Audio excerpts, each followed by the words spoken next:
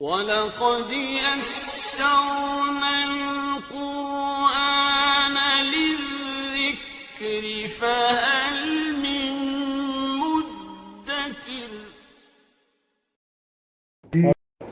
الحمدللہ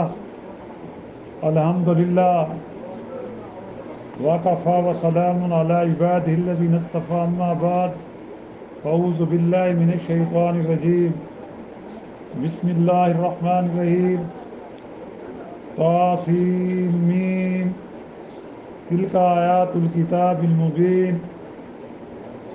شروع کرتا ہوں اللہ کے نام سے جو بڑا مہربان ہے رحم کرنے والا ہے۔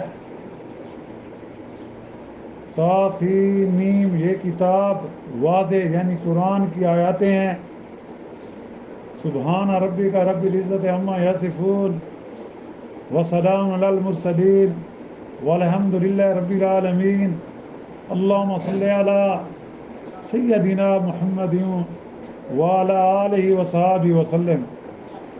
پارہ 19واں سورۃ الشعراء کی یہ ابتدائی 2 آیات مبارکہ پڑھی گئی ہیں۔ جیسا کہ تفسیر و تشریح یعنی الحمدللہ اب ہم 5ویں منزل کی ابتدا کر رہے ہیں۔ سورۃ الفرقان قرآن مجید کی 7 منازل ہیں۔ جس طرح 30 پارے ہیں، 114 صورتیں ہیں، تو 7 منازل ہیں۔ اللہ کے فضل و کرم سے کل ہم نے سورۃ الفرقان کا اختتام کیا تو ہماری 4 منازل پوری ہو گئی۔ آج ہماری 5ویں منزل شروع ہو رہی ہے جو سورۃ الشعراء سے شروع ہوتی ہے۔ تو اس درس میں سورت کی صرف ابتدائی آیات کی تشریح ہم پڑھیں گے۔ تشریح سے پہلے سورت کی وجہ تسمیہ، مقام نزول، موضوع مباحث، تعداد آیات، رکوعات وغیرہ بیان کیے جاتے ہیں۔ حضرت صلی اللہ علیہ وسلم کی بعثت کے وقت عرب میں شاعری کا بڑا زور و شور تھا۔ عرب کے شعراء دنیا بھر میں مشہور تھے۔ آپ بھی عرب جاہلیت کے جو عرب شعراء گزرے ہیں ان کا کلام آپ بھی بڑا یعنی کہ اس کو اہمیت حاصل ہے۔ اور عرب قوم پر ایام جاہلیت میں شاعری کا بھوت سوار تھا۔ ہر خاندان اور ہر قبیلہ کو اپنی شاعری پر فخر تھا۔ یعنی کہ ایسا سمجھ لو ہر خاندان میں کوئی نہ کوئی شاعر ہوتا تھا، ہر قبیلے میں کوئی نہ کوئی شاعر ہوتا تھا اور اس کا اپنا نام ہوتا تھا۔ سالانہ میلوں میں مشاعرہ کی محفلیں گرم ہوتی تھی، مگر اس وقت کی عربی شاعری میں سوائے ذاتی فخر، قومی جہالت، عشق بازی، شراب خوری اور فسق و فجور کے تذکرے عام تھے۔ یعنی کہ وہ شاعری بس اتنے تک محدود تھی۔ جب کفار حضرت صلی اللہ علیہ وسلم سے قرآن کی آیات مبارکہ سنتے تو اس کی فصاحت، بلاغت اور مضامین عالیہ سے حیران اور عاجز ہو کر طرح طرح کے الزام تراشی کرتے تھے، یعنی اس کا مقابلہ نہیں کر سکتے۔ قرآن مجید کیونکہ یہ تو اللہ کا کلام ہے۔ کبھی کہتے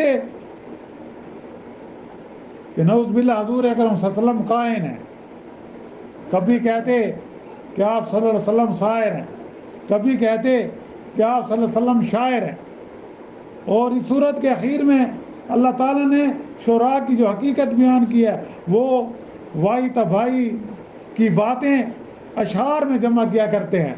یہ آخر میں ہم جب صورت کا اختتام ہوگا اس میں ایسی آیات مبارکہ میں ان کی تشریح ہوگی۔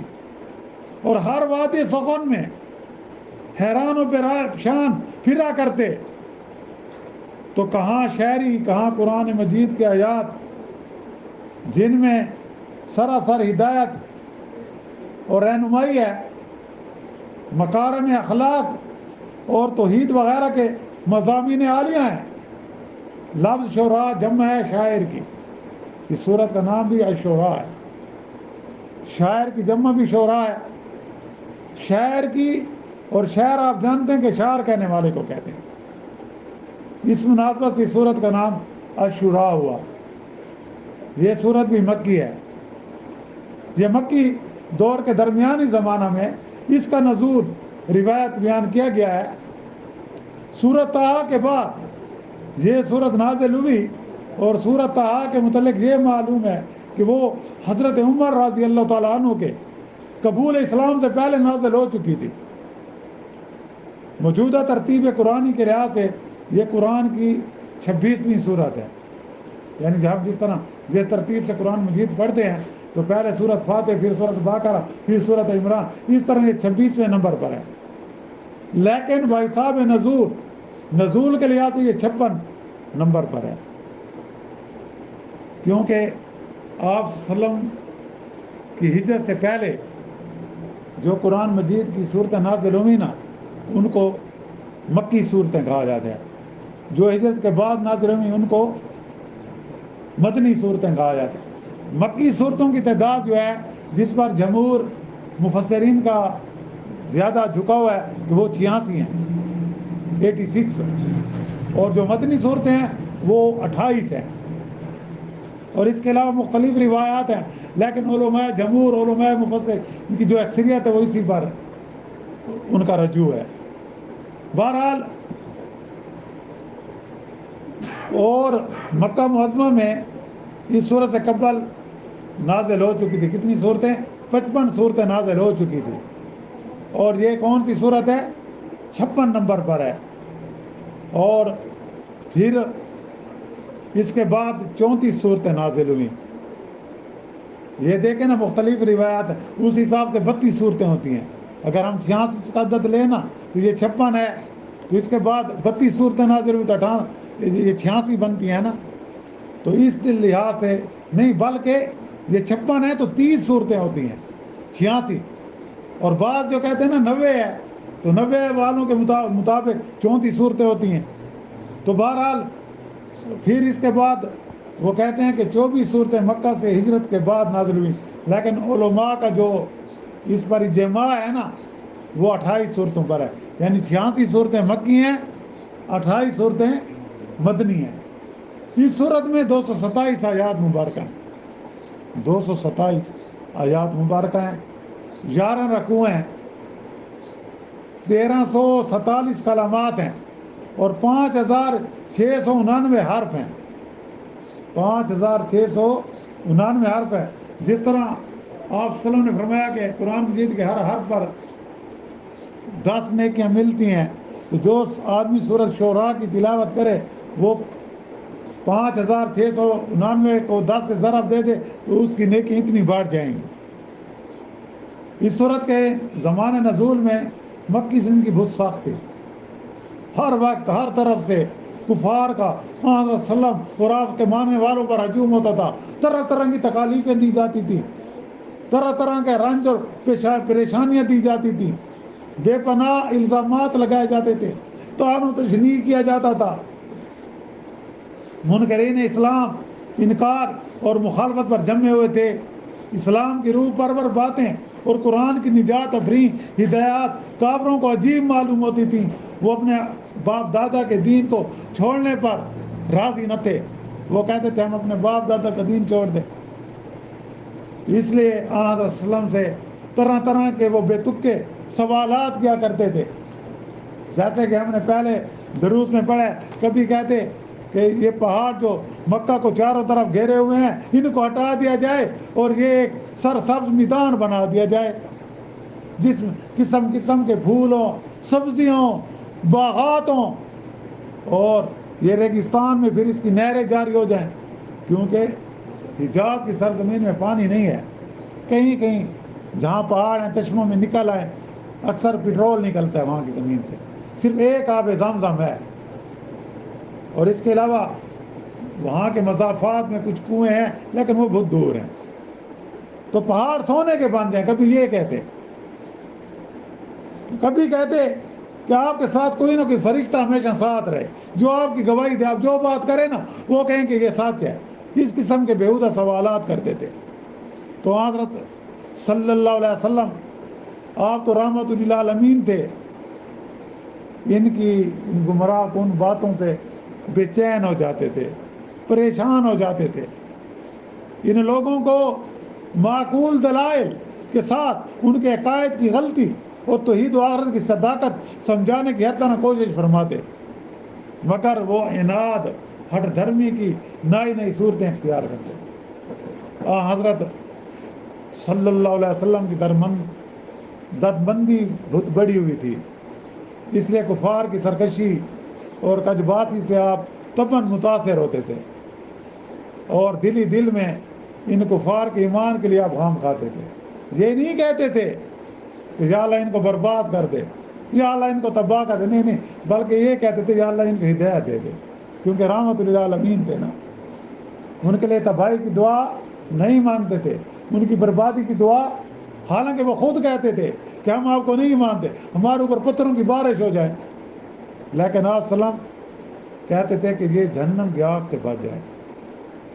ان حالات میں یہ صورت نازل ہوئی، جس کی ابتدا میں حضور اکرم صلی اللہ علیہ وسلم کو تسلی دی گئی کہ آپ ان کفار کے ایمان کے نہ لانے کا فکر مت کرو، کیونکہ ہدایت اللہ نے دینی ہے۔ یعنی کہ جس طرح سورۃ القصص میں حضور صلی اللہ علیہ وسلم کو مخاطب کیا گیا کہ انک لا تہدی من احببت ولکن اللہ یہدی من یشاء، اے میرے حبیب تو جس سے محبت کرے تو اس کو ہدایت نہیں دے سکتا، ہدایت اس کو ملے گی جس کو اللہ چاہے، تو اللہ تعالیٰ ہمیں بھی ہدایت والوں میں بنا دے۔ تو اس میں حضور اکرم صلی اللہ علیہ وسلم کو تسلی دی گئی کہ آپ ان کفار کے ایمان نہ لانے سے اپنی جان نہ گلائیے۔ ان کے ایمان نہ لانے کی وجہ یہ نہیں کہ انہوں نے اللہ کی کوئی نشانی نہیں دیکھی، بلکہ ان کا ضد ہے، ان کی ہٹ دھرمی ہے، ان کا عناد ہے، ان کا حسد ہے۔ اور اس تمہید کے بعد یہ مضمون مسلسل چلا گیا کہ طالب حق کے لیے تو اللہ کی زمین پر ہر طرح کی نشانیاں ہیں، ہر طرح نشانیاں پھیلی ہوئی ہیں جنہیں دیکھ کر وہ حق کو پہچان سکتا ہے، لیکن ہر دھرم لوگ تو کسی چیز کو بھی دیکھ کر ایمان نہیں لا سکتے، نہ زمین و آسمان کی نشانیاں دے کر، نہ انبیاء کے معجزات دے کر۔ اس مناسبت سے گزشتہ زمانہ کے 7 پیغمبروں کا تذکرہ کر کے ان کی قوموں کا مختصر حال اس صورت میں بھی بیان کیا گیا ہے۔ اس صورت میں 7 گزشتہ انبیاء کا ذکر ہوگا کہ انہوں نے جب اپنے انبیاء کی بات نہ مانی تو اللہ نے ان کو کس طرح نیست و نابود کر دیا، اور جنہوں نے اس دھرمی سے کام لیا تھا تو یہاں پر پھر ان کفار مکہ کو یہ سبق دیا جا رہا ہے کہ تم ان گزشتہ قوموں سے سبق حاصل کرو، عبرت حاصل کرو کہ جب انہوں نے نبی اپنے انبیاء کی بات نہ مانی جو کہ انہی کی قوم میں سے تھے، تو اللہ نے پھر ان کا دنیا میں نام و نشان مٹا دیا۔ آج بھی ان کے اشعار کھنڈرات کی صورت میں موجود ہیں، آنے والے لوگوں کی اور ہمارے لیے ایک عبرت کا نشان ہے۔ انبیاء سابقین کی امتوں کے حوال سنا کر حضور اکرم صلی اللہ علیہ وسلم کو تسلی دینا منظور تھی، اور وہ بھی چند باتیں ذہن نشین کرائی گئیں، اور انشاءاللہ وہ جو باتیں ذہن نشین کرائی گئی ہیں انشاءاللہ اس کا ذکر ہم کل کے درس میں کریں گے۔ وآخر دعوانا ان الحمدللہ رب العالمین۔ اللہم صلی علی سیدنا محمد وعلی آلہ وصحبہ اجمعین۔ اللہم ربنا آتنا فی الدنیا حسنۃ وفی الآخرۃ حسنۃ وقنا عذاب النار وادخلنا الجنۃ مع الابرار یا عزیز یا غفار یا رب العالمین۔ رب اغفر لی ولوالدی وللمؤمنین والمؤمنات والمسلمین والمسلمات الاحیاء والاموات۔ یا اللہ تو جب تک ہمیں زندہ رکھ ہمیں نیک اعمال کرنے کی توفیق عطا فرما۔ یا اللہ ان نیک اعمال کو اپنی بارگاہ میں شرف قبولیت عطا فرما۔ یا اللہ ان نیک اعمال کا ثواب حضرت آدم علیہ السلام سے لے کر قیامت تک جتنے بھی مسلمان جن و انس ہوں، مرد عورتیں ہوں، سب کو عطا فرما۔ ربنا تقبل منا انك انت السميع العليم وتب علينا انك انت التواب الرحيم۔ صلی اللہ تعالی علی خیر خلق محمد وآلہ وصحابہ اجمعین برحمتک یا ارحم الراحمین۔